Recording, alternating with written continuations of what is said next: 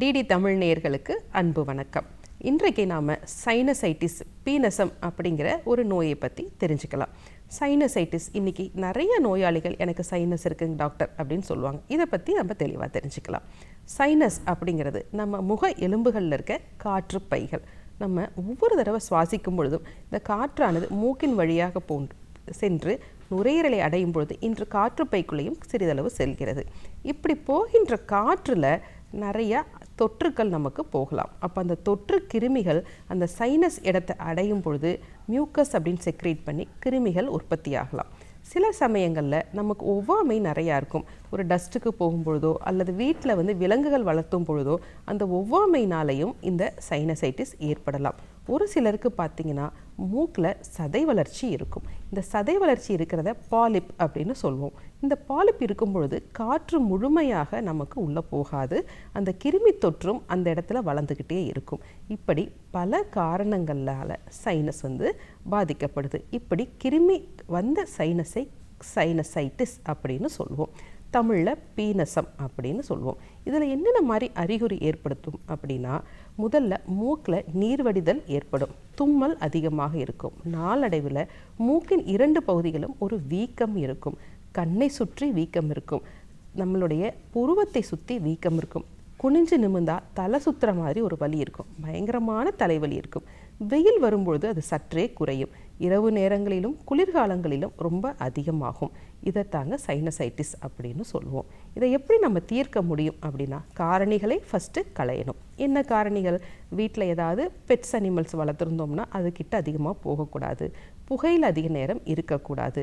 அப்புறம் உணவு முறையில் பார்த்தோம்னா குளிர்ச்சியான உணவுகள். ஏன்னா இந்த சைனசைட்டிஸ் என்பது எங்கே இருக்குது? கழுத்துக்கு மேலே இருக்குது. கழுத்து என்பது கபத்தோட ஒரு இருப்பிடம். அப்போ கபம் அதிகமாகும் பொழுது நம்ம உடம்புல இந்த மாதிரியான சிக்கல் ஏற்படும். அப்போ கபத்தை அதிகரிக்கக்கூடிய உணவுகள் எது?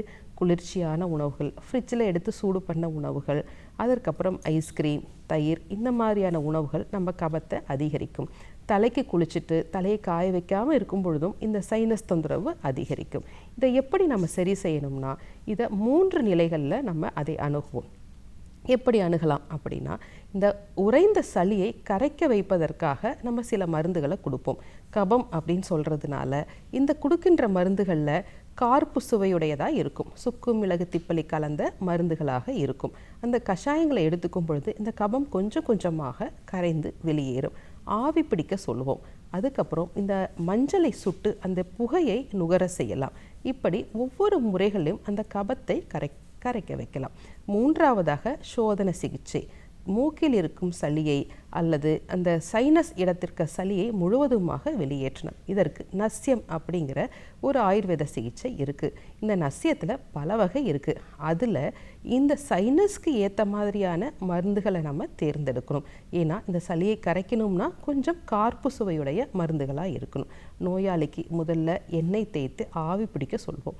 இந்த ஆவி பிடிச்சதுக்கப்புறம் இந்த நஸ்யம் அப்படிங்கிற ஒரு எண்ணெய் மூக்கில் அந்தந்த நோய்க்கு ஏற்றவாது 2 சொட்டு முதல் 10 சொட்டு வரை நம்ம கொடுப்போம்.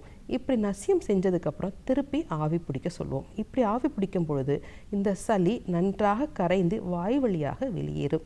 இது 2 நாட்கள் முதல் 14 நாட்கள் வரை மருத்துவரின் அறிவுரைப்படி நம்ம செய்வோம். இப்படி முழுவதுமாக அந்த சளியை படிப்படியாக நம்ம நீக்குவோம். நீக்கின பிறகு திருப்பி தூமபானம் அப்படின்னு ஆயுர்வேதத்தில் சொல்வோம், புகைப்பிடித்தல்.